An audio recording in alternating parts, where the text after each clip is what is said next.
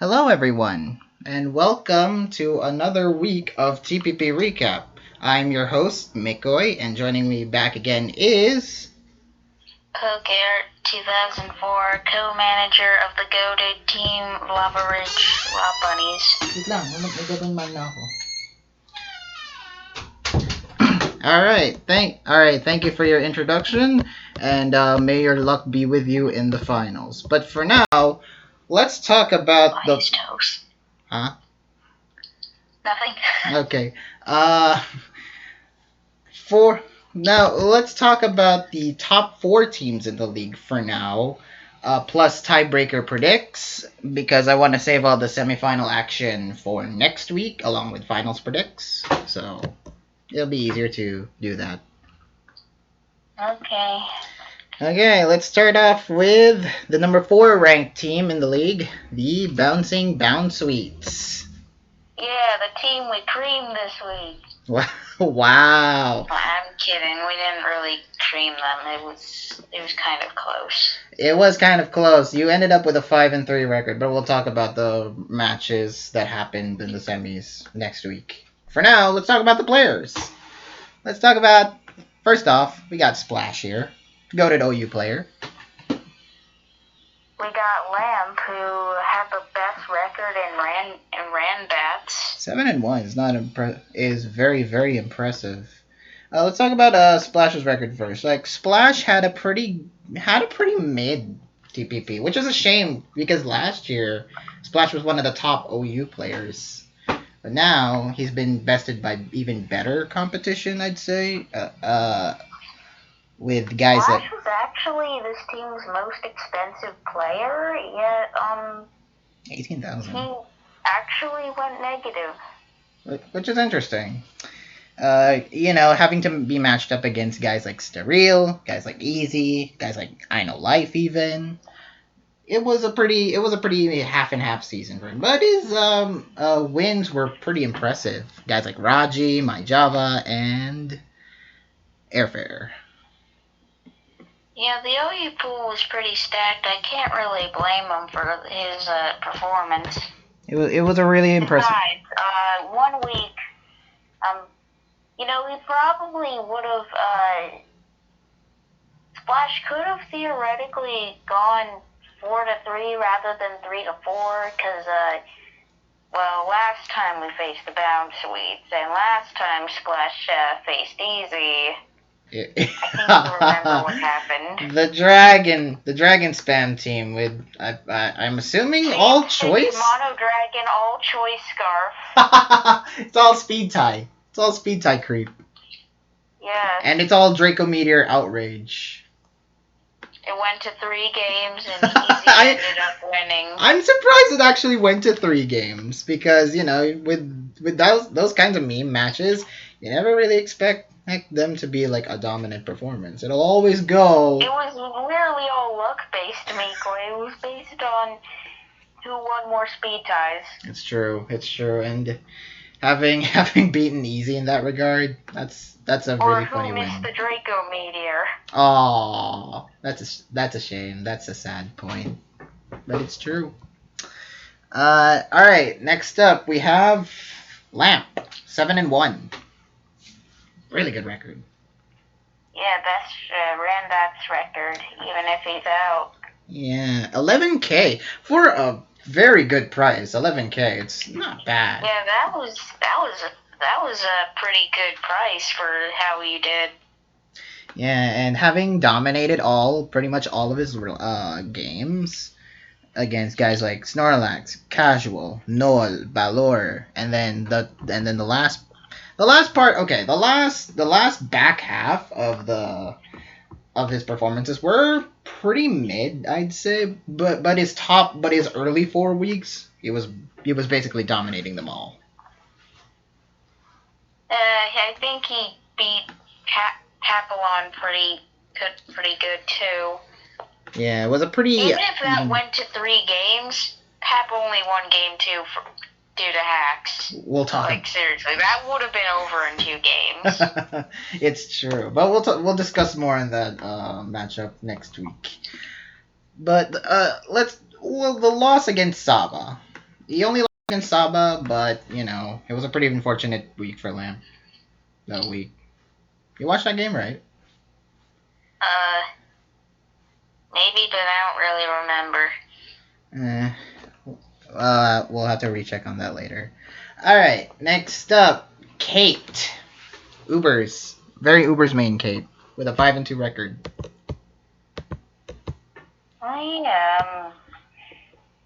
The two losses being from FC and Fat Fighter 2, the absolute goat who's totally not negative. Surprise me later when we get to the Lopanes. But yeah, the loss to FC was understandable because, you know, FC just happened to be the better player in that one. But the loss against Fat in week 4, like, what happened there? Fat used Trick Room cheese. That's what happened. That's right, the Trick Room team. That Kate cannot catch a break. It was a really bad week for them. The other 4 though, the other 5 games though, very dominant, very good, very convincing wins. Yeah, I'd say Kate went for a good price given how they did. Yeah, 13K is not bad for someone who's gonna go, who's projected to be one of the best players in the Ubers pool. Next up, Don Vasquez. Very neutral. Yeah, and like he might have actually gone negative had Easy played before me. Yeah. Well, really? Are you really saying that as a compliment? I was planning to dead game if Easy went before me and won. Okay. And then you'd win with a mean team. Not up to playing. You sure? All right. Yeah, I was out all day and out all day yesterday, the day before too. I was tired. Okay, understandable. Yeah, having to play on these really strict deadlines, and I'm really strict with deadlines. So, anyway, let's talk about Don Vasquez's performance. GZ and the Number Man, pretty convincing losses there. But he started winning against Rice Man and Not a Racist, which, you know. Well, Rice Man, I don't think Rice ever really truly put his back into it for the entire tour. Yeah. He was just there to have fun, struck me as. Mm-hmm. Then Not a Racist, of course, you know, having to be the better stab main. Stab main Nate, please. And then, of course, the loss to X, which was, you know, very convincing. Next up, Womar, one of the more surprising players in this pool. Yeah, 5-3. That's decent. Yeah, and having to go. That's actually pretty good considering his price. Well, Don Vasquez here went 3-3, and I'd say considering that he's overpriced. Mm-hmm. Yeah. Lower price players tend to go really goated. When it comes to OMMs, especially. Yeah, I bet. All right, Womar, one of the better S&M players in this pool from what we've seen. Having really big wins over Ice Master and Baku. Oh yeah, that was surprising. Yeah, he played really well in these first couple of weeks, and then the loss to Eggs McGee. Baku, Ice Master, Poka. Gotcha, Poka PK. Poka PK was robbed. Yeah, that game, man. Like, it was missed the bold strike and lost. That's all there is to it. Poor Poka. I'm pretty sure he would have swept. He would have won in that regard, and you would have had a pretty good win there. Win versus Jiren, Derpy Boy, Atha. All these make sense. Mm-hmm. Loss versus my guy Invalidos or Invalidos. iOS. That was a pretty good win. There's no I here. For iOS. Oh, sorry. Invalidos. I'm pretty sure it's just OS on Showdown. That's fine. Oh, okay. I had to correct myself there. Okay, cool. My guy, my goat. Anyway, but if you're talking about even more goated performances like Wilmar should definitely be more credited at here. Very, very good record with 9K a price. Next up, IKIQ. We don't talk about that because he never showed up. It was the biggest hurdle for the bouncers. Yes, IKIQ.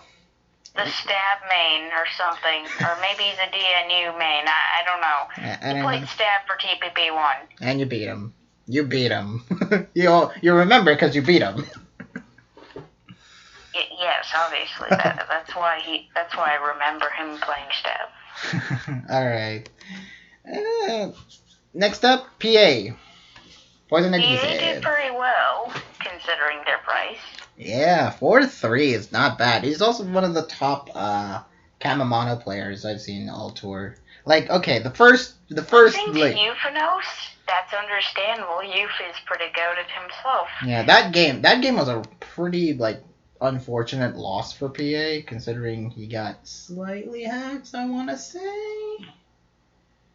Or no, or okay. Euphanos just played Winning better. versus Kyther was or Kither, well, whatever. It was pretty impressive. And then the winning wins versus just Moxie is good. Winning versus JT is impressive, but like I remember how he won, and I did not like that.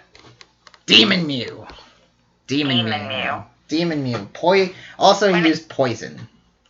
Poison adhesive. Yes. Alright, and then, of course, the win against Stitchu, which went for 200 turns, or I want to say 400 turns. I like how it says win versus Jelly Togekiss and loss versus Jelly Togekiss. Yeah, and he used the same team. Balanced, as all things should be. Yeah, all things balanced. He won over Stitchu, which lasted for over 300 turns, and PA was just getting unlucky. I thought it was over 200 turns, not 300. Am I wrong? It went for too long. It went for very long. It was really funny. But, you know, in the end... I like how, PA, I'm pretty sure PA just used the exact same team against Jolly Togekiss the second time and lost. And never use the same team twice. Yeah, seriously, yeah. I'm pretty sure Walmart used a sample versus invalid. Really? And lost very badly. Really? I never checked that. Okay. Yeah, Joey said it's a sample. That's funny. Like an old sample, too. Oh, gosh. Okay, so PA overall, very, very good, very solid in this meta. He's very experienced. We've known PA for years. I'd say he went for a good price overall. Yeah, 4-3 is nothing to sneeze at. Oh, PA. Yeah, you gotta watch out for PA. This tier was pretty stacked. It was very stacked. With Kither, Mossy Sandwich, Euphanos, Jolly Togekiss. And PA. You can count PA in that one. I'm just saying stacked relative to PA. Yep. Okay, now let's talk about the most goated player ever. The Dragon Master. The Dragon Master, aka Advita, as I called him. Advita. So 1-1 record in his resume. Lost to Tectonic Destroyer, but won against Joey in S&M, which I should update that. Yeah, that was Yeah, that was a painful. Like that game. Yeah, that was a painful loss for Joey. He got bailed. Joey choked, man. This poor guy. He got taken advantage of. I get he probably didn't expect Explosion, but like I would think it's very much worth considering. If only he switched in the Zero Aura. If he only switched out and then let Zero Aura sweep, he would have done it. So yeah, But yeah, going 1-1. I think that's fair for a 3K player. Yeah, he's also a Plaza Reg for TP, and I've seen him like win tours consistently. So yeah, you better see. Cool. I said, oh, that's cool. So you better watch out for him. He's probably gonna improve next year. We'll see. Okay, anyways. Ninja. The one of the oldest players we've had in all of TPP. Going for 1-3. Very surprising. Nah, not surprising considering the tiers he played. Yeah, I mean, they lost to Cheese, and then his only win was against Arsenine in Same 6, but, the last two really didn't fare well Pretty for sure him. I predicted Arsenine in that. Hmm? But hey, I can't really blame him. Now, Queso ain't exactly the best doubles player, but I don't know how good Ninja is in doubles. But like, Tony Flygon and GXE In consecutive weeks. Consecutive weeks, yep. And with pretty... I want to say... What did I roll for that weeks? Honestly, we cannot blame Ninja for losing there. Yeah, very, very outplayed. Because, Well, Jesus frick. GXE is one thing, but Tony Flygon is, it's a whole nother beast. It's a whole nother beast altogether. Overall, Ninja, shame he went for 1-3. Shame he went negative, but we'll see as we progress into the later Tours events, which including BLT. We'll see if... I hope we'll get to see Ninja play in something he's better at. Like NU. Like normal NU. Yes. Alright. Next up, Sificon. Yes, Siffy. Another negative manager. Poor guy. Hey, wait, both managers are negative here. Both have also the same number of wins. Yeah. Hey, aren't a lot of the managers negative now that I think about it? Yep. Jesus Christ, how many managers are negative? Well, let's count how many managers who are positive, and then we'll infer. Both eggs and rice are negative. Uh-huh. Yeah, Trade went 0-1. Least didn't play. Mm-hmm. Trade is negative. Trade went 0-1. Shadow did not. Okay, Shadow is not negative. Okay. Temp and Joey are. Did not play.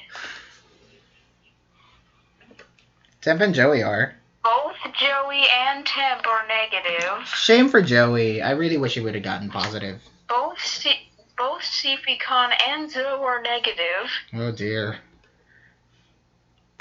Both me and Team Charm are negative. God damn it, I didn't want to play Don Vasquez so I could stay at least neutral. Pain. Both Elgino and Frosty are negative. Wow. Oh god. And then we have the Absols managers at both 8-0 and 6-2. Both positive. So it's only what? That's effing terrifying. 3 managers out of 16 are positive. Yeah. That's funny. 3 managers out of 16 are actually positive. That's really funny. It's kind of sad. That's less than a quarter. All right. Going back to this, Sificon, who played Same 6, Stab, and DNU. Well, you know about the Stab game. The Stab game against Team Charm. What the hell was that? Wild Punny Tech was pretty good, but I'm still peeved at Charm for that. That was just terrible on his end. Well, I literally told him, Charm, I think unaware Regice I would think he would bring that. Also, Siffy's Siffy's probably seething at me because I kept rolling for his team Regice. It's like 3 weeks in a row I rolled him something that includes Regice, which is really funny. Anyway, the other matches that he won against Excelsior, which is Excelsior choked by a poltergeist fail. But the other versus Gray, and then which is understandable. Gray's pretty good. 1 versus Team Charm in a game that won't be mentioned. And the last 4 games. The best doubles player. Last 4 games were all a bunch of losses. Lost versus Cyberu and Tony Flygon, the absolute goat. Alright, 2 and 5. Overall, you know, a pretty disappointing record, but we'll see if he returns again for another round of this. Along with his co-manager, Zoao. Segueing into that, the doubles player of the team. 1 versus LTG, Lost versus Crunchman, Surfy, Sprackbook Ambrose, 1 versus Dry Tacos, and actually Lost versus Surfy twice. Mm-hmm. So he was pretty mid in his performances. I wasn't really impressed by some of his performances. In the games he won, he was okay, but yeah, in the end, overall pretty average. The Dry Tacos one especially, like that was a timer win. Yeah, that was a goddamn timer win. So overall, what do you think of the Bound Suites? Well, I just want to say Kate's the only one who redeemed themselves the second time around by beating Fat. Yeah. The others. Overall, I think they were a pretty solid team. Yeah. Let's see. They were actually. Let's see. Their OU slot was decent. Their RAN slot was very strong. Their Uber slot was very strong. Their stab slot. Their OMM slot was decent. Their S&M slot was pretty strong. Come on now. KIQ does not exist. Blunt as F. PA was pretty solid for the most part. And just maybe a little repetitive with teams. And doubles. The Dragon Master is the Dragon Master. Wow. Not even a comment. Not even a compliment or a retort. Hey, he only played like 2 weeks, and that was the last 2 weeks. Tiers. He wasn't really a main in anything. We played the last 2 weeks. Shouldn't that be something? At least we got to see him recent. He was a player, but you just. So, like, I think they were a little lacking in the same 6 department as well as doubles. Yeah, people rank this team as the lowest ranked team, which I personally was a bit. I don't think that's quite right. Yeah. Flash, Lamp, Kate, Dawn, Wamar, PA. That was a pretty good lineup. That's a pretty good lineup, actually. And I'm happy that they just didn't really have a super solid doubles or same 6 spot. But the other slots they can actually go toe to toe with some of the best. And I'm happy that the lowest ranked team actually made semis. Like that's an achievement. That's redeeming. That's very good. Never underestimate. On paper, they don't look that weak though, so I don't really know why they were the lowest ranked. Who ranked that? A couple of people. But the overall. I'd like to see these power rankings at some point. I also want to check them out as well, just to kind of refresh on my mind. But yeah, Bound Suites, very very good performance. Very happy that they made semis. They got matched up against Lopanis. I wouldn't say their draft's entirely balanced, but basically it's like they got some of their slots covered, and then it's a little miscellaneous. Well, I think it's a mix of both fun and for things like same 6 and doubles. Hey, that's a good tool to use for versatility, and they proved it. All right, you want to move on to the? They didn't. They really lack wins in doubles and same 6. It's true. They didn't improve that. And they need to improve that. All right, you want to move on to the next team? They can't improve it. They're out. Oh, poor guy. Next year maybe. All right, let's move on to the next team. Yours, the Lopanis. Yay! All right. The team that's in the finals. Alright, let's get them over with so we can talk about the other two in length, because this is pretty much gonna be you praising everyone. Oh my lord, is that a lore? Yeah, Balor, first draft. Your first draft was Balor. Thanks, Charm. I just want to say, man, I don't think we really need to pay 8K if we weren't planning on having him play. Oh well. That's Charm. That's Charm for you. His drafting style was pretty His drafting niche. style was pretty whack. Yep. He only wanted to draft his friends, which, it's a good thing, but, I mean, some friends and some, like, people we actually need. Mm-hmm. Church of Ethe, anyone? No. Okay. Okay. Next up we have Tony Flygon. Absolute GOAT. Oh my god, the absolute GOAT himself, Tony Flygon. 7-1 with, some of the more watchable Same Six games. I definitely recommend checking out some of the games Tony Flygon has been in, because he builds really, really creatively. Like He's like the most creative builder I've ever seen. Hey, GXE, don't forget GXE exists. I don't know how he does it. Don't forget GXE exists. No, not even GXE compares. Wow. GXE cannot think of natural gift on the Entei. That's a pretty wacky. Simply to combat the Guzzlord. That was a pretty wacky team selection, but it paid off. I'm happy it paid off. Or the Flamor playing on Lediba. Very good. Which game was that? Was that the Shiloh one? Yeah, actually. Okay. So let's take a look. GXE, Super Epic Ampharos, then Panu, and then his only loss being to Arch9.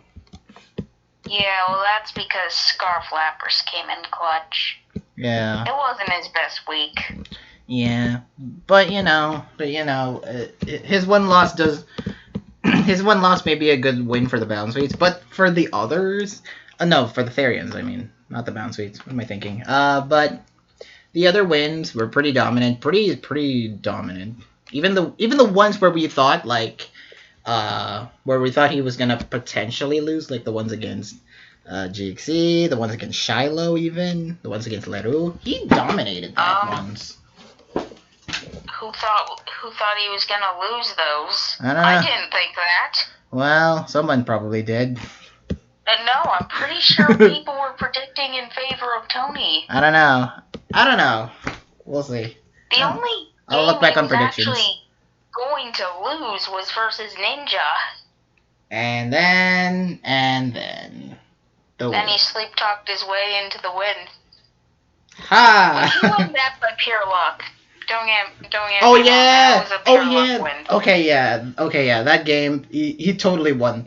He totally would have lost that if it weren't for the right move that Sleep Talk did. Overall, Tony Flygon was definitely worth his price. Holy crap. You got him for 17K, not bad. We're gonna go overpriced next year, all I'm gonna say is that we probably could have gotten for cheaper. Cheap. Like Charmby saying that it's a fitting price tag, but cheap. What I'm saying is that we probably could have gotten him for cheaper. Cheap. He's an S-mod. He's a Smogon moderator. Of course. I don't think you understand. The community was not so familiar with how good he is. That's why no one was willing to pay any higher than that. He just went in for 17K and then poof. You never would have expected. We probably could have gotten him for a few K lower. Oh well. Then maybe afford someone other than like a different OMM main. Well, I'm happy we got Invalid, but yeah. Kinda wish we got someone other than Ronsei. We'll talk about that later. Next up, Fat Fighter. Fat Fighter with a 3-5 record. Only played Rants twice, I want to say, and then the rest were playing Ubers. Yeah. Mm. That's he hasn't had the most fortunate run. Yeah, he had... Okay, he can build well. I will not discredit Fat Fighter, because he can definitely build well. But, you know... He can't always play well. Yeah, he can't always play well, especially when he's matched up against... His performances have been a little inconsistent for the tour. Especially, Sloth versus Mamalu, I remember it was not great. Oh, dear. Yeah.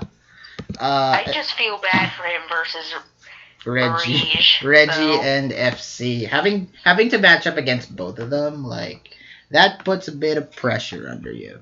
And sad to say that Fat couldn't get the job done, but he could. I remember the game versus FC. That was just a matter of the set of Zygarde FC brought. And then you hated Zygarde forever. No, I've always hated Zygarde from, like... No, I hated Zygarde since the battle with Rage. Aww. It was torture. Well... That game was long and was making no progress because of Zygarde. Thanks, Stall Zygarde sets, for being prevalent. Alright. No thanks, actually. You're still salty about it. Alright. No, I just hate Zygarde. It just makes everything longer and more difficult. Alright, but the three wins that Fat got... worse. The 3 wins Fat got were actually pretty good wins. Like, having to beat Yavitu, and then Kate, and then the very unfortunate 7U992. 7U992 got robbed. He should have won that, honestly. Yes, and Fat would have been 2-6 and not 3-5. Very rough win there. Overall, I'm sad to say I don't think Fat lived up to his price tag. I mean, 12K isn't bad. But, like... If he wins in the finals, I'm just gonna say he lived up to his price tag. Okay. Well, well, don't spoil your draft plan, or your lineup plans yet. Next up. Alright, next up, we have another absolute GOAT. Easy. Your OU main.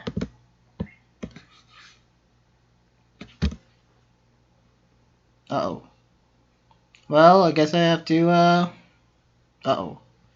Well, it seems like my commentary partner, disappeared for now, so I'm just gonna talk about Easy.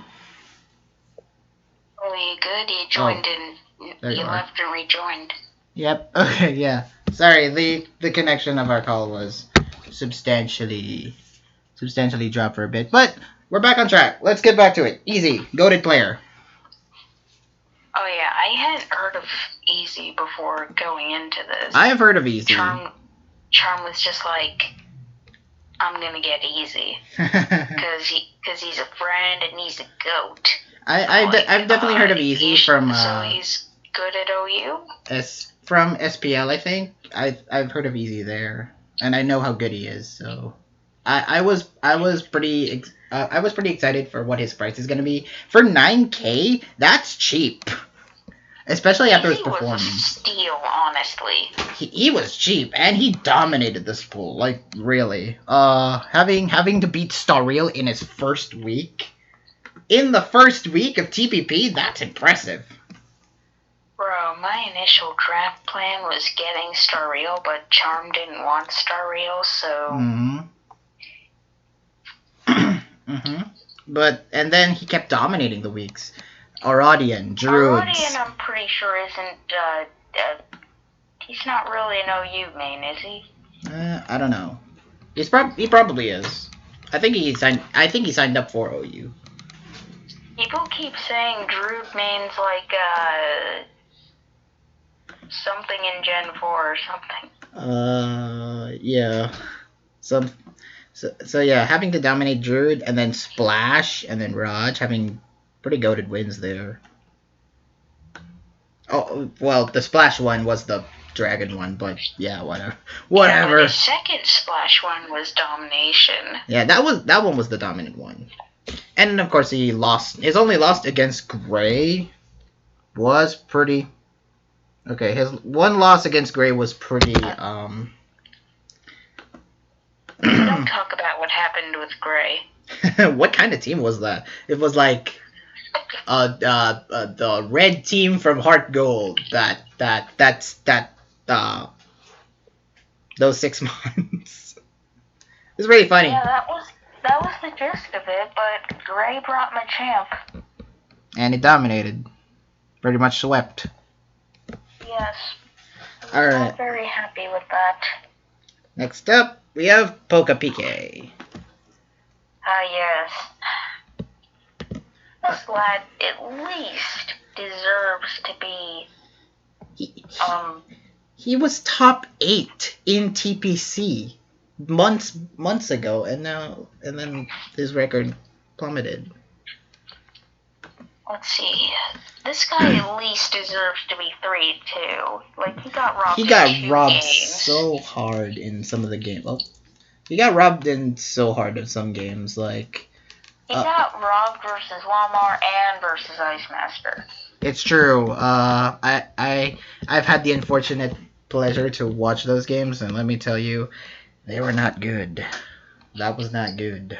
Yeah, we caught PokePK versus Ice Master live. That was so painful. Especially that one. The Celesteela leech seeded to death. Honestly, PokePK was good and all, but I just wish he was more active. In fact, that's what I wished of Ronce, and, well, maybe Invalid, too. Well, you can't really fault them. I wish our OMM people were a little more active. Well, you can't really fault them, considering I wasn't really planning on playing too much. Well, you can't really fault them because they have IRL stuff to do, but, yeah. I'm not really blaming PokePK, but... Happy wedding! Yeah, happy wedding, Happy wedding! PK, if you watch this when you get back. Alright, next up, we have an absolute GOAT, Surfy. Who I've always known Surfy as a GOAT, so this doesn't surprise me. I've known Surfy for a while, too. This never surprised me. Like, he definitely... I never really thought of him as a GOAT, but I always did think of him as a good player. He definitely can bring it in LC, he can definitely bring it in OU, and now in doubles and U, he's really dominant in this tier. Like, okay. I was surprised when Charm was saying he was planning to get Surfy for DNU. I'm like, wait, really? Isn't Surfy an LC main? Yeah. And I mean, yeah, he kind of is, but... he is, but yeah. His performance... Fair, I guess he has some experience in doubles. He's not main, he just has a little bit of experience, I think. And he has also brought some really good teams. Like, the one... I like particularly the teams against Shadow and against Zoao in that first meeting. I like those teams. Okay, the one loss against Memory. Surfy definitely brought a lot of good teams and played pretty well. Honestly, the worst I've seen him play, apart from versus Crunchman, was versus Memoric. And Memoric's literally the best in the tier. Yep. Or pool. Yep, that's true. Surfy played, like, the first part of that game well, but then not really after that. Yeah, Memoric took advantage of that first week. He definitely could have played better. Flip reversed it, and then immediately won. If Surfy... Oh, wait. Yeah, while facing the Absols, we gave Surfy probably a lesser hard opponent. In Kesso? Unless Crying is more threatening than Memoric. We'll see. If Surfy and Memoric were to have a rematch, I'm very curious as to how it would go. I would too. That would be an interesting finals if Frosmoths can dethrone the Absols. The long live the Absols. Yeah. Also, funny you mentioned the Absols because last year in TPP, Surfy was part of the Absols. So. Oh yeah, you got a point. Now he's part of the. Yeah, he's part now of the Lopunnies, which could mean absolute revenge or absolute certainty that he's gonna be. He's part of the team trying to topple the Absol dynasty. Yeah. So good luck to him. Good luck to all these players. Next up, another goated player. Probably the trifecta. Wait, can we talk about how Surfy beat, Shadow? Yeah, he did. That's pretty impressive. He did. And it was a crucial win, too. Wasn't that the one where you had to win in order to get the first point? Well, yes, actually. Yeah. That was the first week we actually won. Yeah, 5-3 for a 6K prize. Not bad for Surfy. Oh, that is not bad at all. That's actually great. That's crazy. Crazy deal. He cannot live up to his price tag, but but I think he would have had he not been robbed. Yeah.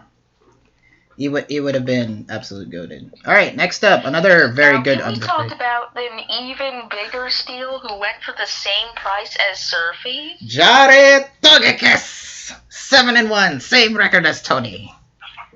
Yeah, Jesus Christ, one of the best records of the tour. One of the best players in the tour. I had known about Jolly Togekiss as a mono-type player.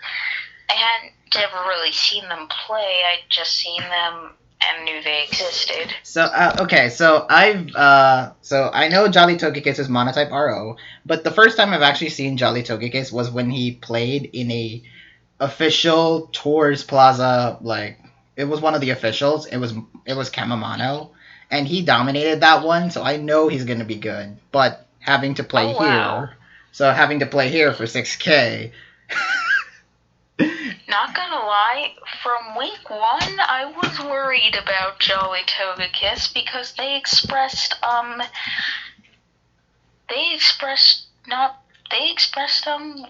worry that they didn't.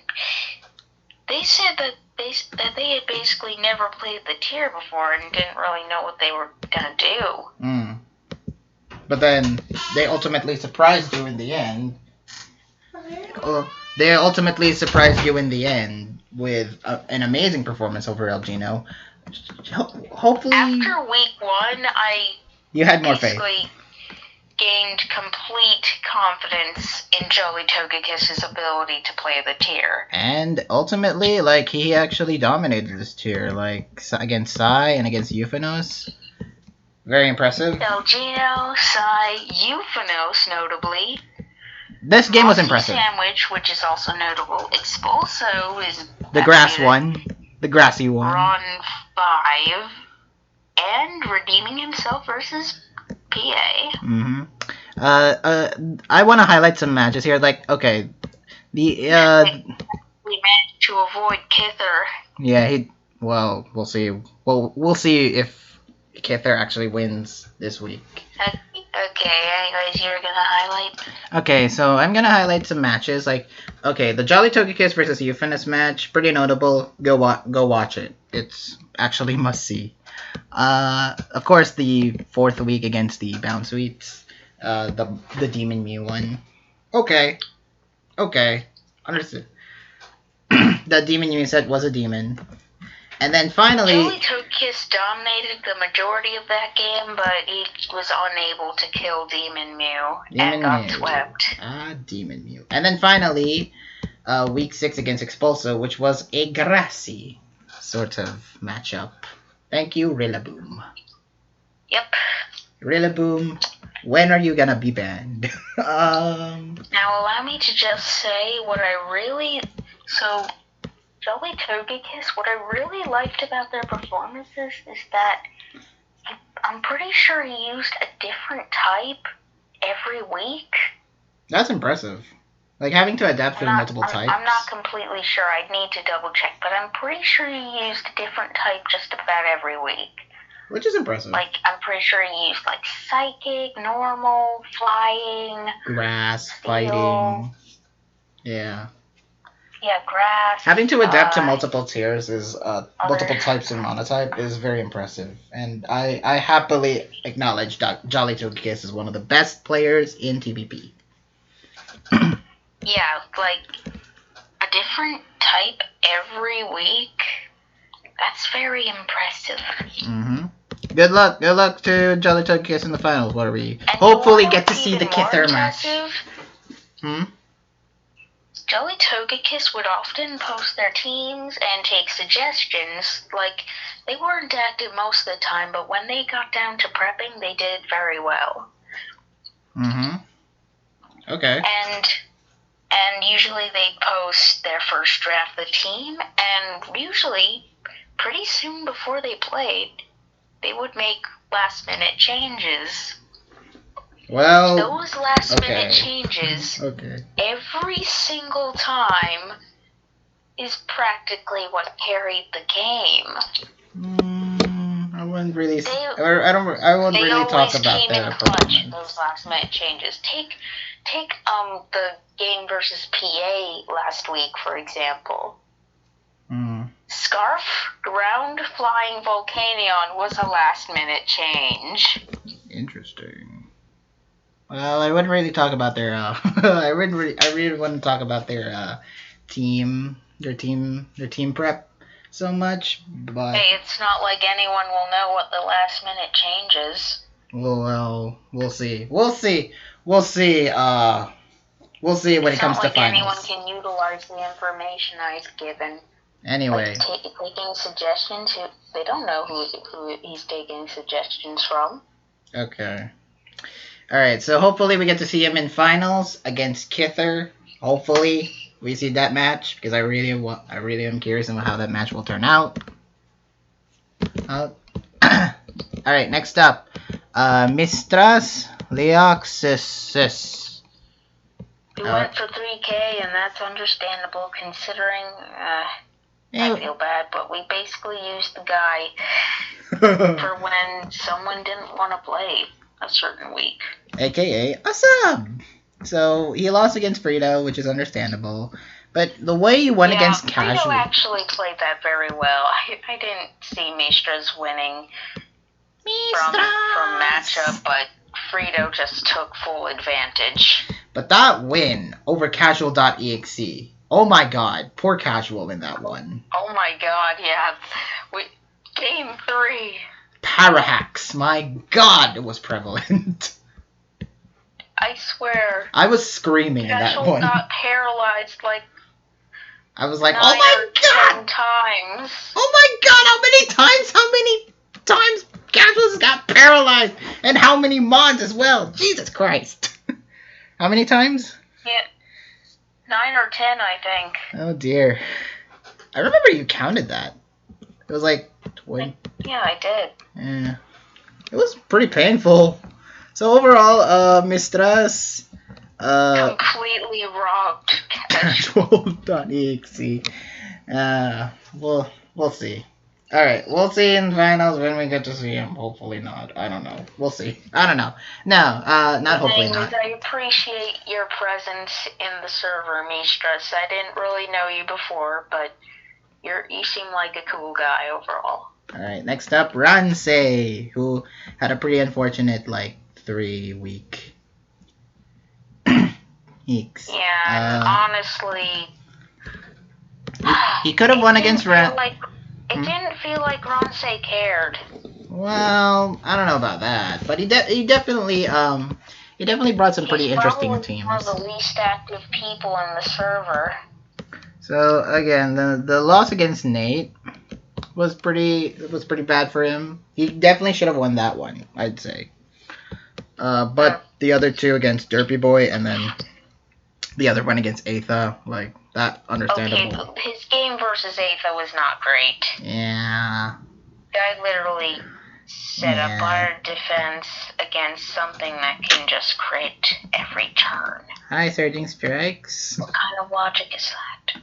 Just should have attacked, please. Ransei. Alright. You should know better, please. You're practically aren't you the ruler of all men or something? He is. He's the king of OMMs. Alright, How would you do this? So, overall, Ransay, 5K. I mean... Overall, Ransay was completely wasted potential. Poor. Hopefully he comes back and feel does like he really dominates. took the thing seriously. Hopefully next week he comes and dominates. We'll see. Next year, who knows? Like, he'll go probably 9-0 next year. Bold prediction.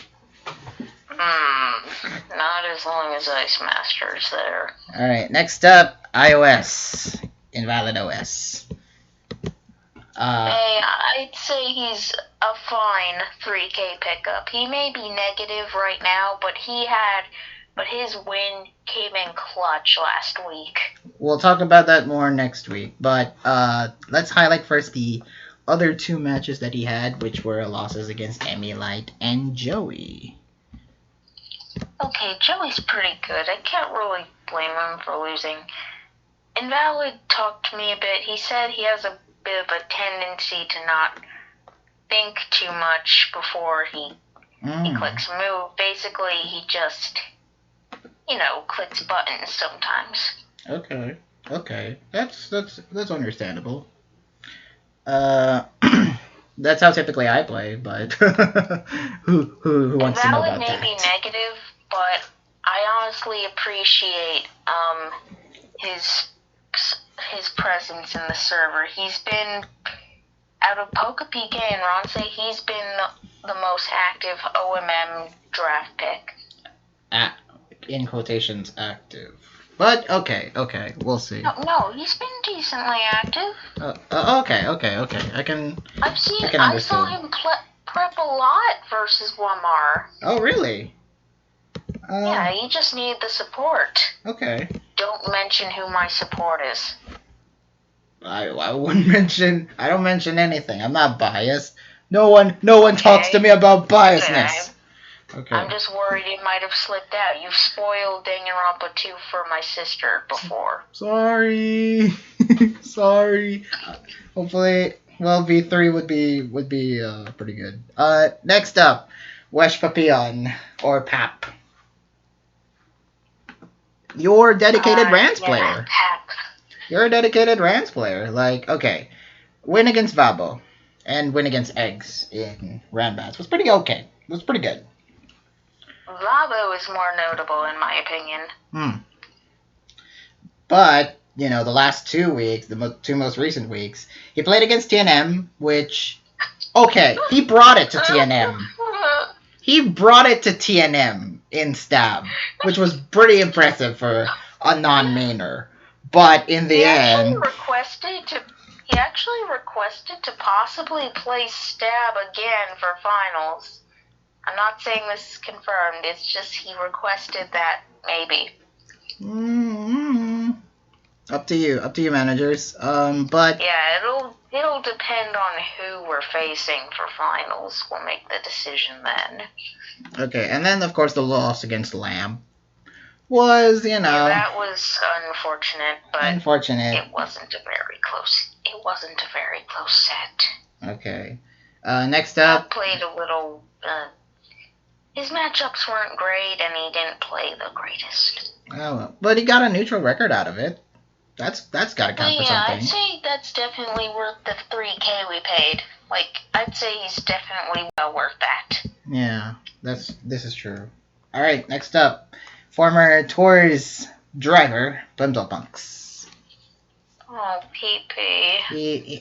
He was good in his prime. Okay, don't let the record say.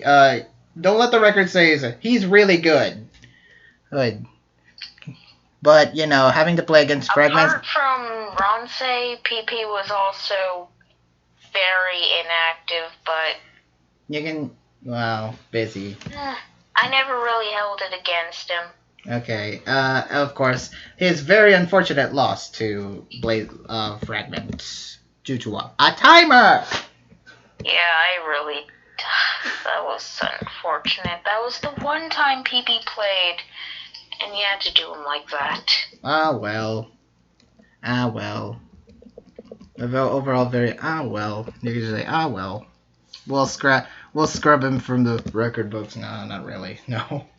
Alright, next to highlight you, PokeArt2004, with a 1-2 record in Stab. Okay, your win. Okay, you played against 23GZ, and it was fine. Okay? I want to say that your performance there was fine. But then. I would have won had I remembered to change a couple sets. But then, Rice Man happened, and you went 2-3 with him. So Rice Man is technically 1-1 in terms of best of 3 Stab sets. And really? Then, yeah, he won against TNM. He won against TNM last time, and then he lost to you in another best of 3 Stab. So. Well, to be fair, Rice was having fun. He was. You know what? I was actually serious about kicking his ass. Ouch.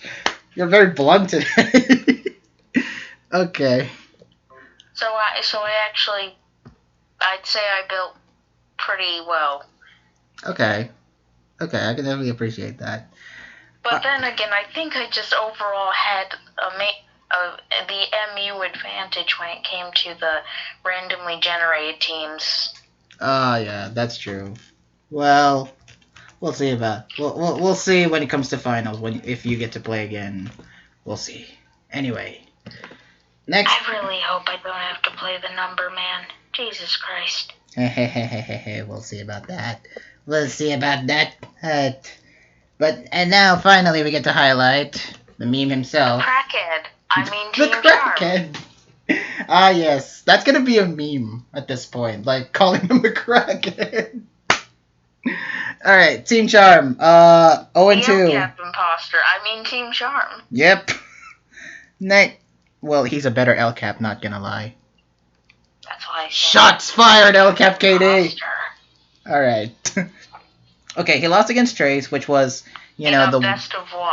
Yeah, this was before I made it official that it was a best of 3. I made a mistake there. So, best of 1. Yeah, by the way, I feel you definitely could have at least... you could have potentially forced another game to happen. No, I didn't wanna be that cruel. I don't want to be that cruel. So. It's Rans. I know. What's cruel about it? You don't even have to prep. I know, but, matchups. Matchups might happen. And it would be really bad or really good, depending on. Anyway, Team Charm. He lost against Trace. He lost against Sificon, which, the crackhead and didn't overall, he just lost. Yeah. But Airfare. What was that? Again. Oh, yeah. He won against that. You have to update his record then. Yeah, okay. Okay, I'll update his record. 3, 2, 1, boom. 1-2. Alright, Hey, me and have the same record. Twinsies, yay! Overall, Lopanese, overall, I'd say, okay, people rank the Lopanese as the second worst team. I didn't personally think... Which is absolute BS. Yeah. We have a very fire lineup. I didn't think the Lopanese were that. I thought Lopanese were a top 4 team right out of the gate because, you had slots for every tier. I mean, Poka PK is very knowledgeable overall in OMMs. I thought our OMM core was solid, but I guess I was kind of mistaken. But, aside from that... was a good buy, in my opinion. Ronse, I expected more, to be honest. I get he's a mod and all, but, Yeah, but overall... my God, aside you at least, post the team you're doing, do a little more prep for us? Yeah. Oh, aside from the glaring OMM thing... Post your teams? Aside from the glaring OMM thing... his teams? Yeah, hopefully. Hopefully. We'll see more teams.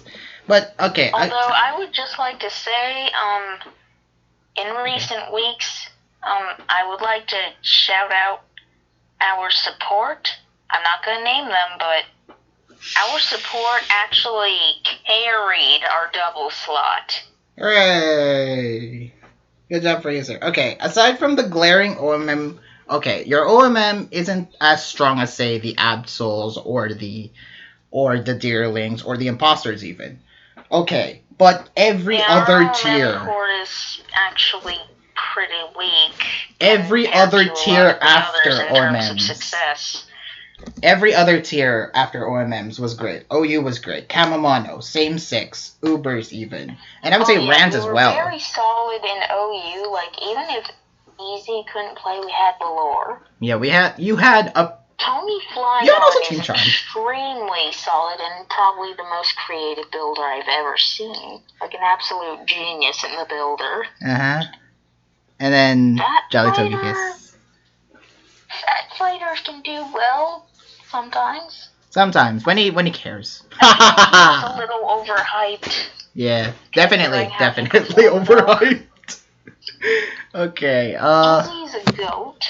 Very reliable. You definitely have the 3 pillars. You definitely have your 3 pillars right there. Easy, Tony Flygon, Jolly Togi Kiss. Those are your 3, like, all-star players. Those are definitely the pillars. And then the others... And then the others carried. And Surfy, to a lesser extent, is also a pillar. Yeah. For your Mount Rushmore of Lops. And then of course the others can carry. The others, of course, carried into wins. You can also carry into ties. So yeah, you never lost a week. Overall, our team was the type that was rather flexible in lineup, apart from same six OU and Camomano and even DNU. Apart from those, we were pretty flexible in lineup. Mm-hmm. And you never lost a week aside from week 7. So and we weren't even seriously trying that, like, because you already know you're in. Yeah, I was like, come on, guys, can we come out of this, like, without any losses? No, that's wrong! But they didn't really care. Yeah, they don't care. We're already in. F that. We're gonna kick ass in the finals, and then we'll see. We'll see when it comes to happening. So good luck in the finals. Next up, let's talk about the Full Moon Frostmoths. So overall, Team Charm, who basically came up with who we're gonna draft for the most part. Mm-hmm. Eric, he had a great draft plan. Okay. And I definitely owe this team's successes to his crackhead thinking and draft plan. No, and then prepare for the flood of comments by calling Team Charm a crackhead. Although he was a little impatient during the draft, I kept having to tell him to wait longer. They wanna know John, and then when they do, they John. No, I meant in the draft regarding when we drafted people. Like, I'm pretty sure we got JT relatively late, or I don't know what happened. But it was after Kither, definitely. Whatever we did, it allowed us to get JT for really cheap. Yeah, come on, guys, be more aggressive in your drafts. It also allowed us to get both Ronce and Invalidos for, like, really cheap, because we waited so long. I mean, it paid off, I guess. It did pay off, so... Alright, next up, let's talk about the actual teams who have the most implications going into these tiebreaker. The Full Moon Frostmoths. I thought we would originally talk about only 2 teams this week. No. I want to get all 4. I want to get all 4 teams covered, so we can all just focus on the tiebreaker stuff. And then we'll cover all the replays. What do we even talk about next week? Next week is going to be all semifinal recap. All the matches from semifinals and tiebreakers, and then we'll get to predict finals. That's the plan. Oh. So are we predicting the tiebreakers here too? Then? Yeah, we're predicting tiebreakers here. That's going to come later. That's going to come later, guys. Right now, let's talk about Full Moon Frostmoths. Okay, so overall, the Loveridge Lopunnies, very goated. Very amazing. Bias. Going to topple the Absol dynasty. Don't you agree, Bias Toast Micoy? Nothing. Don't you agree? I can't say anything. I have to be unbiased, okay? But overall, I'd say obviously the Lopunnies are really goated. I definitely can agree that the Lopunnies are very goated. We'll have to wait and see in the finals if they can take it all home. Lopunny learns high jump kick. The Absols are in trouble. Except when they use Focus Sash or, the Let's Go mechanic where it hang in there. That will save them. Because we have Fake Out. Oh well. Well, you never use Fake Out on after the first turn. No, we use it on the first turn, and then we absolutely annihilate them with a high jump kick. But what if you're slower? No. Why would that even be a thing? Never mind. Alright, let's talk about the Full Moon Frosmoths. Stariel. Their first player drafted Stariel with an 11k price and going neutral. I'd say Star was worth his price tag. Okay. Considering he went 4-4. Yeah, which definitely should be higher. To be neutral with lower numbers is one thing, but to play 8 weeks and go neutral is fine. Okay. After though, although I will say, Stariel should have had a better record because some of his games were very unfortunate to watch. For example, Druid. Yeah. The Druid one was very unfortunate. He should have won that. He got hacks pretty bad. I don't really remember what happened except for substitutes. Yeah, and misses. Definitely some misses. Of course, all I remember is that Star should have won. Yeah, Star should have won that one. Okay, the one against Airfare was pretty solid. The loss against Gray, I will say Gray played better in that one. My God, I've known Gray for a while. When did he get so good? Ew, he's good. Is this recent? PokeArt, he's been good for a while. I know this for we know this for a fact. He was not good a few years ago.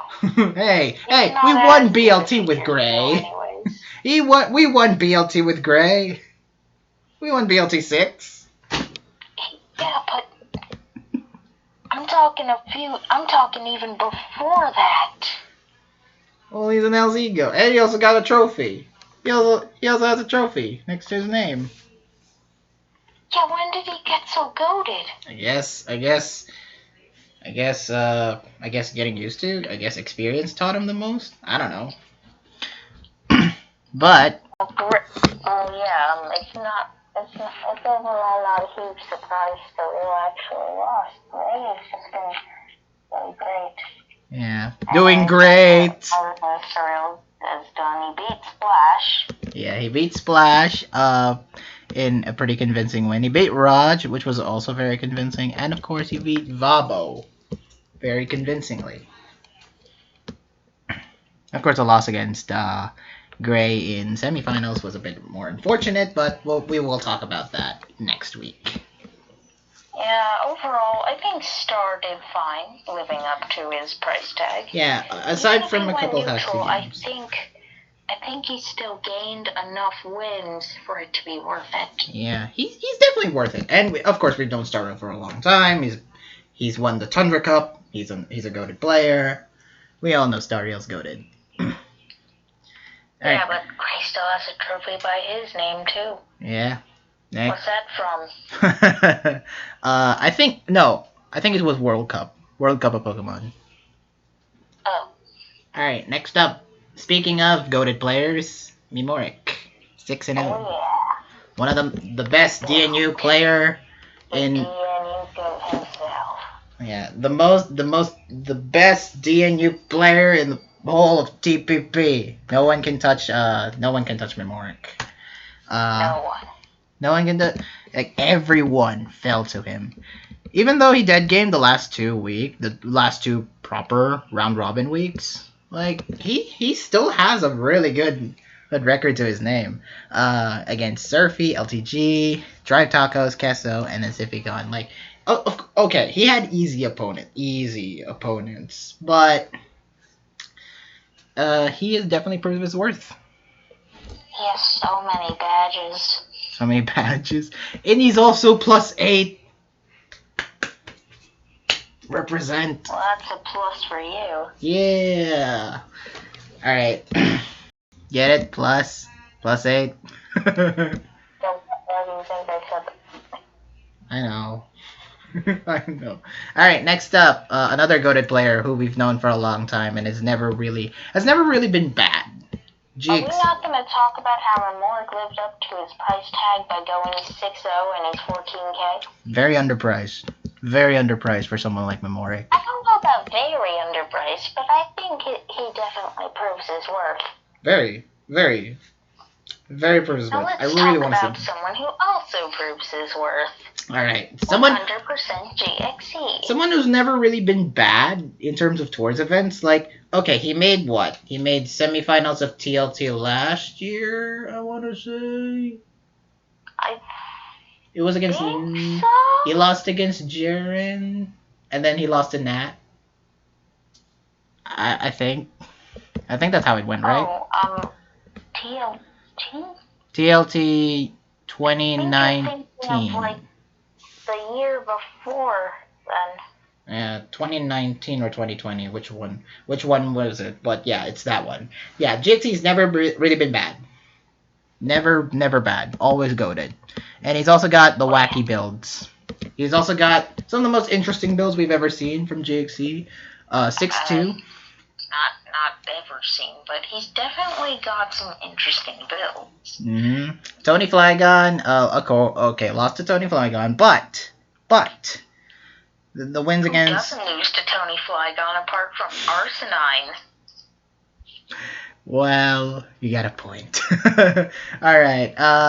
Who doesn't lose to Tony Flygon? Wins against Mole. Question.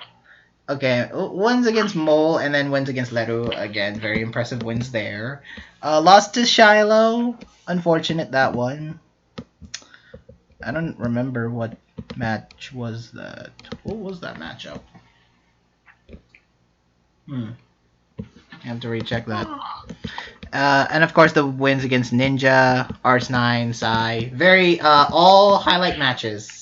It was all highlight matches. Win against Shiloh, earning his revenge. And he did win. Very good GXE there. Next up, Tectonic Destroyer. The wild card. Tech definitely lived up to his price. He was a great 3K pickup. Yeah, he's never really. Again, he's one of those players that's actually never bad. He's well versed, I'd say, especially in SNM and in OU. He's also a World Cup starter, but let's not talk about that. Anyway, well, a World Cup starter, I think he was. Hey, I thought you said let's not talk about that. Let's not talk about. All right, Tech, very good player. Very wild card. When he is fully motivated, he can definitely go.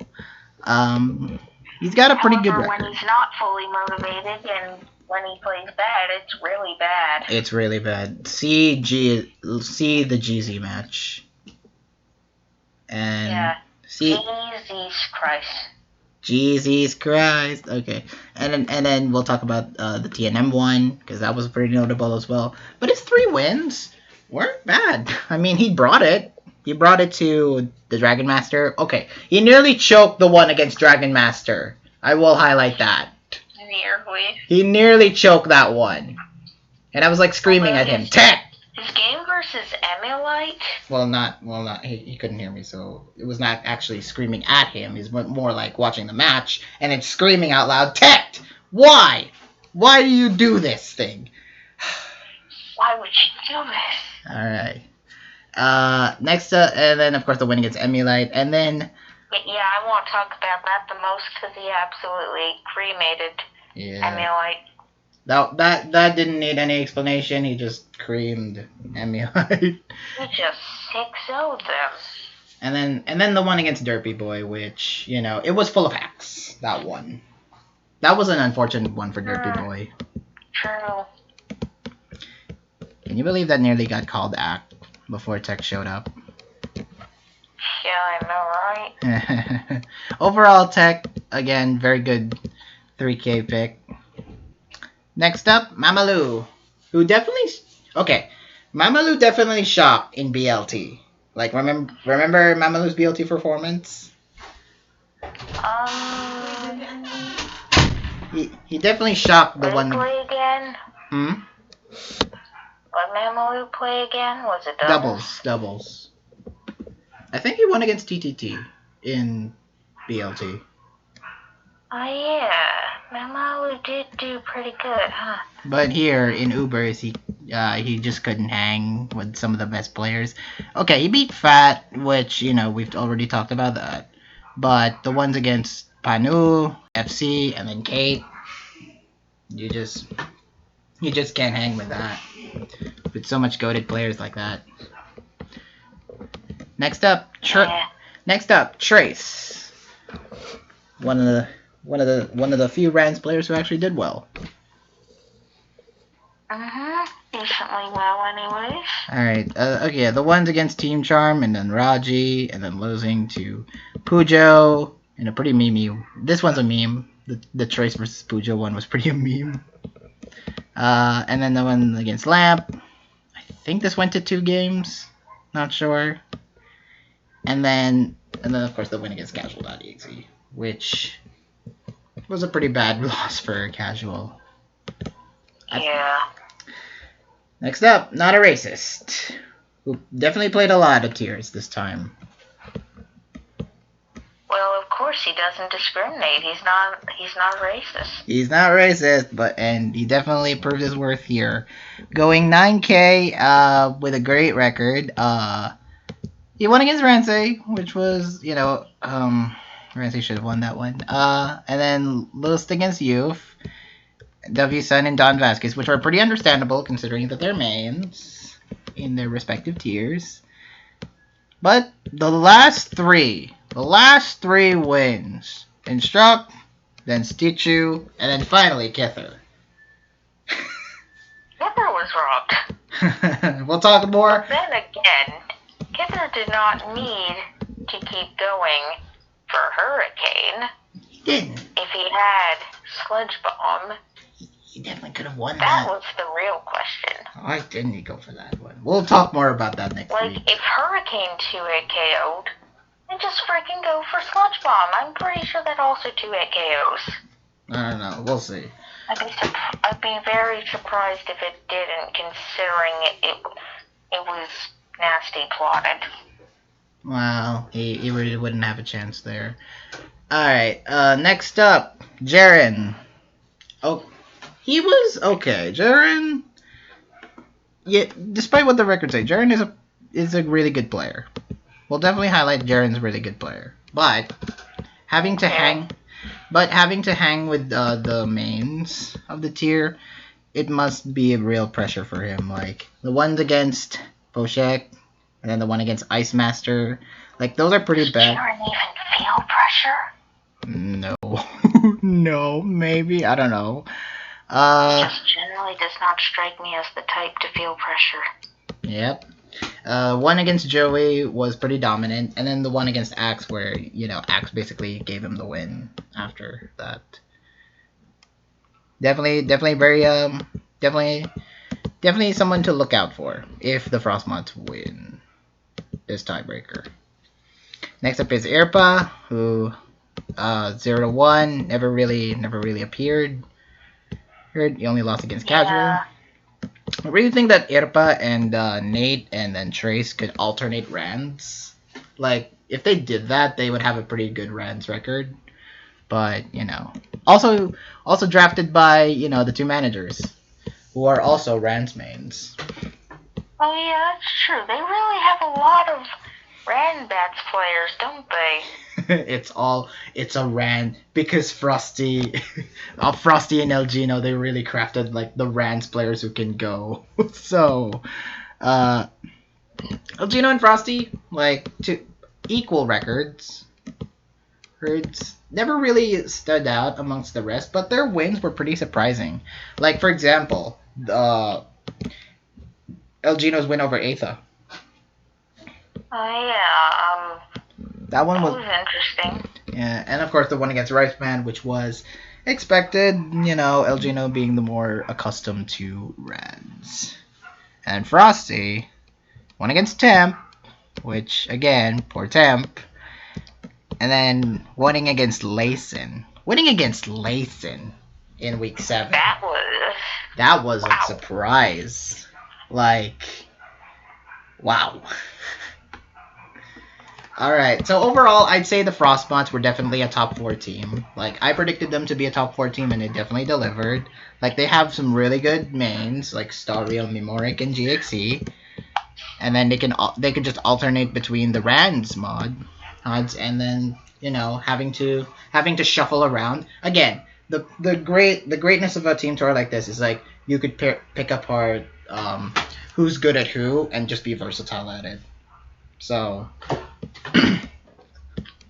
Overall, the Frosmoths they are a good team. They're a very good team. I will. Just, I feel like they lack strong mains in, like, several places. OMMs especially is their, they don't have a real OMMs player. Like, they do have someone who's good at OMMs, but good at everything else. They do have people who are relatively good at OMMs, yeah, like, Tech is probably their best OMM player. Their best, and following that is not a racist, which, Or Jaren. Or Jaren, yeah. Either one. So, yeah. If they had drafted a better OMM player, they could easily be a finals team. But, yeah. The other... Do they have a Ubers player? Mamalu. Who's that? Oh, yeah. And, but Frosty, isn't really an Ubers main. Yeah, if they drafted a more dedicated Ubers main, they could easily be one of the most dominant teams. But, I'm happy that they're semis, and I'm happy that they're in finals contention. Main? Well, Nate's done the best out of the Camo Mono games. Nate probably is the best. Also, Elgino, he plays Monotype. You see, they don't really have dedicated mains to a lot of these tiers. But appearances can be deceiving, and look what they got them. Like, they are in the best position in their careers yet.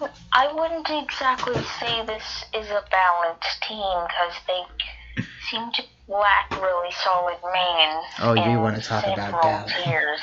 Oh, you want to talk about balance? The only things they really have solid players for are, well, these top 3: OU, DNU, and Same 6. Yeah. The others are either interchangeable or just not mains. But they have proven that they can shuffle through well, and they have a pretty good record. Taking advantage of how versatile, or no, how much they can interchange their random slot. It's true. But we'll see in the finals if they make it. They have so many Randats players on their team. Yeah, why not interchange one per week? Could be really interesting. That could have been interesting. Anyway, you want to talk about balance? Let's talk about the best team in the league. Like, the overall best. Balance? That's called being overpowered. Absolute posters. The reigning, defending, undisputed TPP champions of the world. Don't call them undisputed. It'll be disputed soon. For the time being. Anyway, let's talk about the number man and Ice Master as team. First up, Kither, the mainstay. The mainstay for the Absol posters for 3 years in a running. Definitely a much weaker record, I will say, than in past TPPs, but still pretty good, nonetheless. fact that it's weaker, yet he's still 4-2. He's still 4-2. It's weaker. I was referring to more like his TPPs from TPP 1 and 2, which were really dominant wins. So he won against Mozzie, expected. He lost against PA, which was, a shame. Having to lose this early, that's gonna sting a bit. But of course, the last then the next 3 weeks came Sai, Frosty, and then Temp. He got pretty easy opponents there. And then the last one against Nate, which we'll go in more in depth later, but that was a pretty bad game to watch. Next up is Shiloh. Same 6 player. Very good. With a pretty good record. Pretty overpriced, I would say, for 12.5k. But, you could fault for that for being an S-mod again. Yeah. So, he was worth as much as a manager? Maybe. Just saying, he was worth as much as a manager. It's true. Well, can you really fault his price when he got wins over the Franklin, GXC, and Gorex in same 6? With some pretty unique builds. Okay, I will highlight the GXC match, because that one is another must-watch. Again, we had some really good matches in TVP this week, in the past weeks, and Shiloh vs. GXC is definitely a watch. I've watched this match, 5-6 times now. Still get impressed over it. Micoy, why have you watched it 5 or 6 times? I just keep coming back to this match, and still pretty impressed by it. And okay, and then of course the losses against Tony Flagon and GXC, understandable because they're Tony and GXC. All right, next up. Oops. All right, next up we have I Know Life crying. Yes, and I believe I suppose they're undefeated, but they were only used twice, yet they were paid 10.5k for. I'm not sure if that's worth it. Yeah, I'm not sure what. I hope they'll prove their worth in the coming matches. Yeah, especially in this tiebreaker. But we'll see. But we'll say that the 2 matches that they actually played were pretty dominant. Well, yeah, pretty dominant. The one against Splash was pretty dominant. The one against Druid was more even. But, yeah. Yeah, I remember Crying versus Druid. I saw that. Yeah, it was a pretty painstaking win. Yeah. Next up, the best Ubers player in the pool. W-Sun 1. To be fair, I don't think he's the best. He's played Ubers all 7 weeks leading up to this. Yeah, but the fact, he did lose versus Kate, right? He did, but I personally believe he isn't the most skilled out of all of them, but he does have the best record, undeniably. Yeah, record-wise, he is the best player in the pool, but you got guys like FC and Kate and who else? Layson, yeah. But, he's definitely proved his worth. Beaten guys like Eggs, Basewad, Not a Racist, Lottie, Frito, Fat, and then Elgino. That's a who's who of wins right there for W-Sun. I would say he had an easier. Can we talk about how this guy was only paid 6k for? Yep. I think it's because same no one price as JT, and went the same record too. That's pretty amazing. Coincidence? No, it was destined. It was my destiny. But yeah, W-Sun, very impressive record. I will say he had an easier time with the 7-1, other than JT and Tony. But yeah. Easier. I say that term very loosely. So, all right. Next up, Cheese 555, another mainstay from the Absols. Yeah, who didn't it was probably one of the few players on this team that didn't really live up to their price tag. Yeah, he was good based back on then. negative results. Yeah, he's definitely the quote unquote worst player in the Absols, but that's not really a knock on him when he's having to. Shh, we'll get to him later. But yeah, when you're matched up against guys like Mimorik, against Crunchman, against Surfy, and against Mimorik again, I can't blame Cheese. I can't blame Cheese. He's definitely got. The pool was kind of stacked. The pool is pretty stacked, and then yeah, it's a lot of stacked pools. I'm really happy with his TPP. Next up, King Leo, who only played once. Oh yeah, that's another player who really didn't live up to their price tag. Jesus Christ, Why 10K. Why did no one get him? And lost. Why did no one get him? Like seriously, from the draft, no one really took a chance on Leo. It was just between Temp and TNM at that point. So, what about you guys? Didn't Leo go nearly undefeated last year?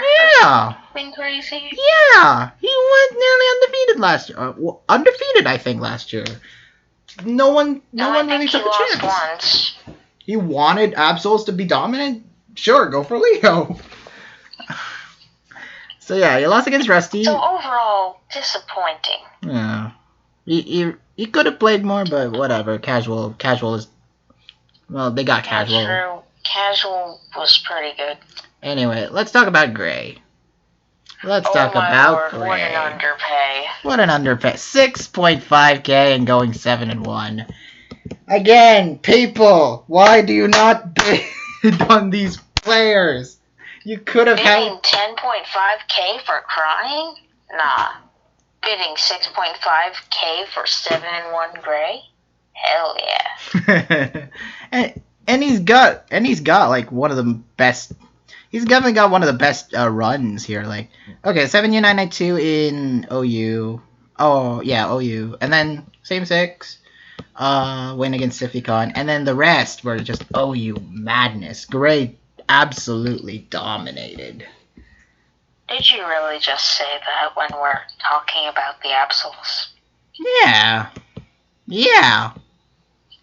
I will say that. Anyway, his only loss against LPH in same 6, that was hacks. That was actually a hacks. LPH has god tier luck, okay? Yeah, he definitely got hacks that one, but if he hadn't, he would have tied TNM for best record. And that is a damning statement on the Absol posters. There are quite a few people who, if that did not happen, they would have tied TNM for the best record. Easily. Alright. And of course, we've known Gray for years. Like, he's a BLT champion, he's a World Cup champion, he's a trophy next to his name. He's a very accomplished player. So, credit to him. He's also the leader of the NatDeck, of Game Corner team, which, in PSPL, which, yay! We got Gray. Alright. I definitely say he was great. I made that pun again.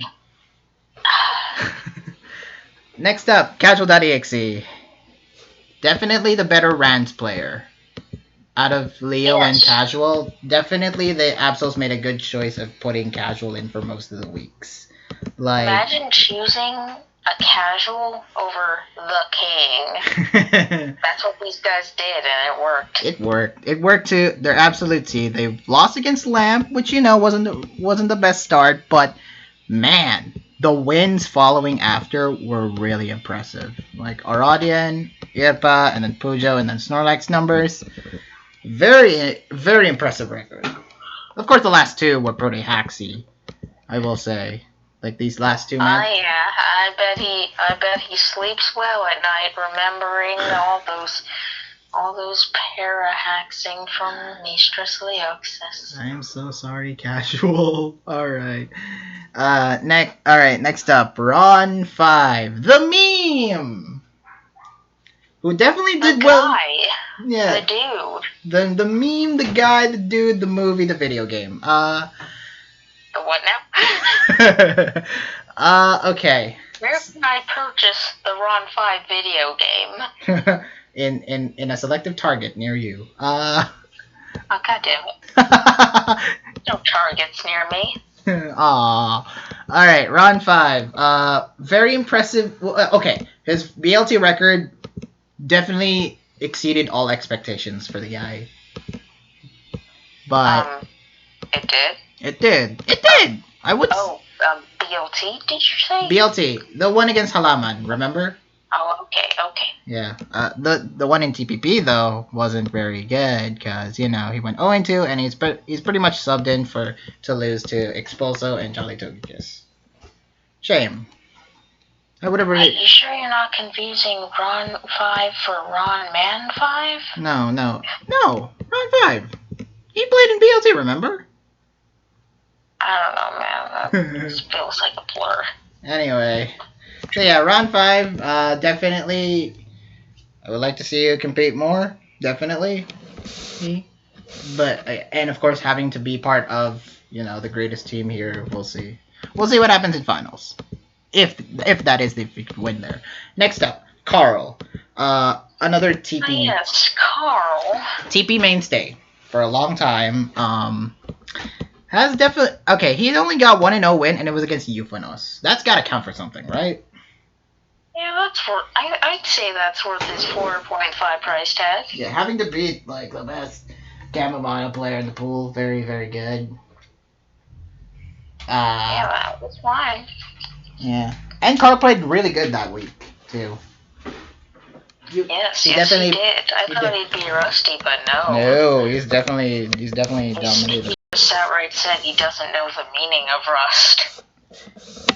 Oh yeah, definitely not the rusty. He's got a badge, but he's no sheriff. Next up, of course, we can't talk about the Absols without talking about Ice Master and the Number Man. Let's talk about Ice first. Yeah, arguably the only manager that lived... No, him and the Number Man were the only two managers to actually live up and even exceed their price tags. Definitely.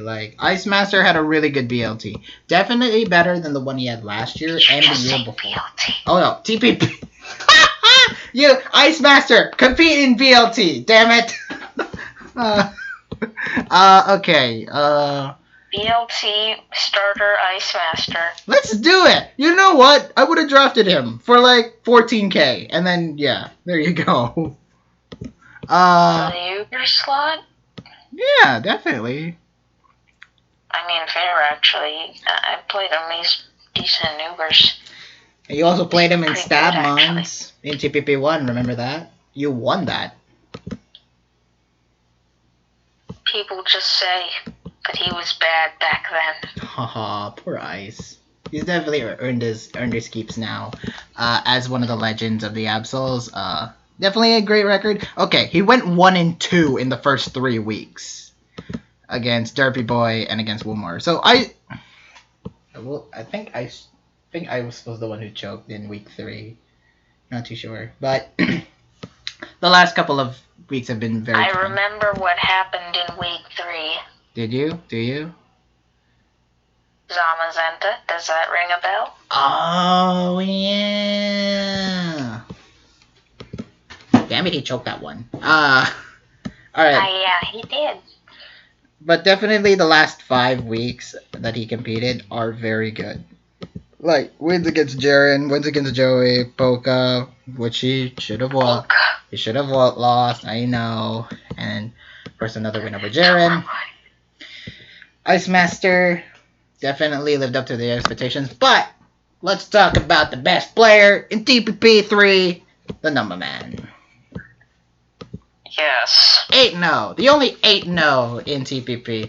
He should be 7-1. Should. Well, that's Cap deserves justice.